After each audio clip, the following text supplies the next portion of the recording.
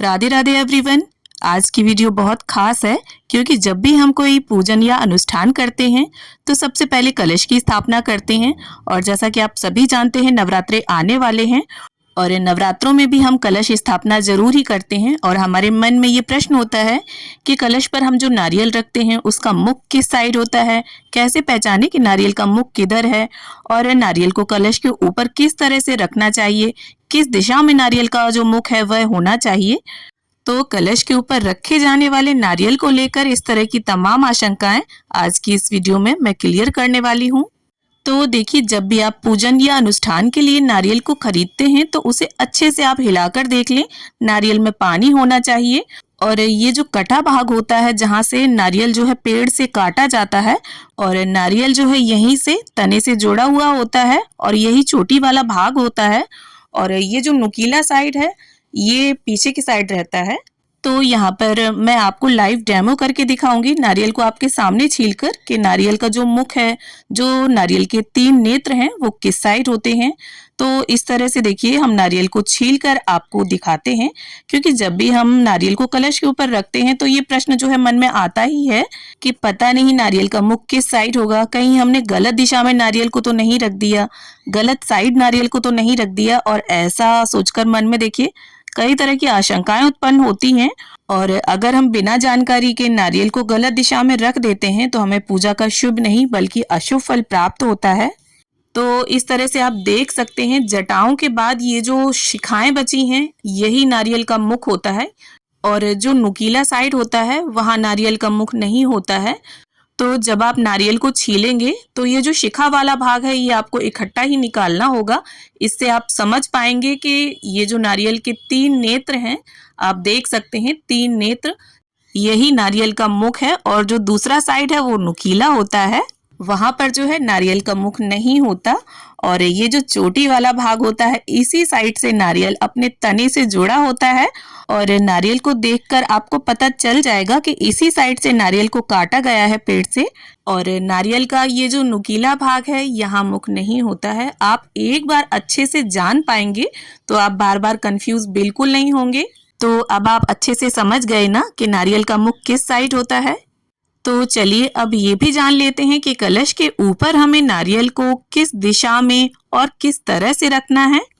तो देखिए, नारियल के मुख को और साधक के मुख को यानी पूजा करने वाले के मुख को आमने सामने होना चाहिए।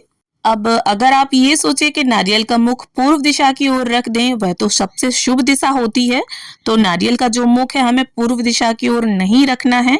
इससे जो है वो धन की हानि होती है। और नारियल को कलश के ऊपर कभी भी खाली नहीं रखना चाहिए। या तो आप लाल पीला वस्त्र उस पर लपेट दें, या अगर वस्त्र ना हो तो कलावा भी लपेट सकते हैं। या मार्केट में देखिए नवरात्रे के समय में चुनरियां आती हैं, उन्हें भी आप लपेट सकते हैं। और हमेशा देखिए कुछ ना कुछ वस्त्र की भावना से हमें लपेट कर ही नारियल को कलश के ऊपर रखना चाहिए। और कलश के ऊपर पहले आप पूर्ण पात्र रखेंगे, यानी एक प्लेट में बिना टूटा हुआ चावल भरकर रखेंगे। उसके बाद नारियल को स्थापित करेंगे और नारियल का मुख, साधक का मुख आमने सामने होना चाहिए। अच्छे प्रकार से समझ गए होंगे आप। और एक विशेष बात, जब भी आप नारियल को खरीदें उसमें जटाएं होनी चाहिए, पानी होना चाहिए। ये नहीं आप बिना जटाओं वाला नारियल ले लें या जटाएं हटवाकर नारियल ले लें जिससे फोड़ने में आसानी हो, तो ऐसा नहीं करना है आपको। नारियल में अच्छे से जटाएं होनी चाहिए।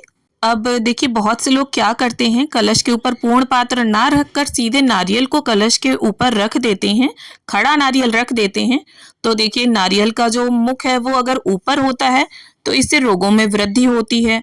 और अगर नारियल का मुख कलश के अंदर होता है तो इससे देखिए शत्रुओं में वृद्धि होती है। तो हमें ये दोनों तरीके से नारियल को कलश के ऊपर नहीं रखना है, क्योंकि साधक के सम्मुख रखा गया नारियल सर्वोत्तम माना जाता है और यही अत्यंत शुभ परिणाम देने वाला होता है। और इसके साथ साथ देखिए कुछ और चीजें मैं आपको बता देती हूँ। पानी होने चाहिए नारियल में, जटा होना चाहिए, चटका नहीं होना चाहिए। और हरा जो नारियल है उसे हमें स्थापित नहीं करना चाहिए, क्योंकि हरा नारियल जो है वो बाल्यावस्था मानी गई है और जो जटाओं वाला नारियल होता है वो युवावस्था मानी गई है। तो हमेशा जटाओं वाला नारियल ही स्थापित करना चाहिए। तो इस प्रकार से शिखा वाला, त्रिनेत्र वाला या जो मुख वाला भाग होता है वही पूजा करने वाले कर्ता को अपनी ओर रखना चाहिए। तो मुझे पूरी उम्मीद है नारियल के मुख से रिलेटेड या नारियल को किस तरह से स्थापित करना है उससे रिलेटेड सारे आपके डाउट्स क्लियर हो गए होंगे। अगर आपके मन में अभी भी कोई प्रश्न हो तो आप मुझे कमेंट कर सकते हैं, मैं रिप्लाई करने की पूरी कोशिश करूंगी। वीडियो को अंत तक देखने के लिए आप सभी का बहुत बहुत धन्यवाद। तो मिलती हूँ आप सभी से एक नए वीडियो के साथ, तब तक के लिए happy Navratri to all of you.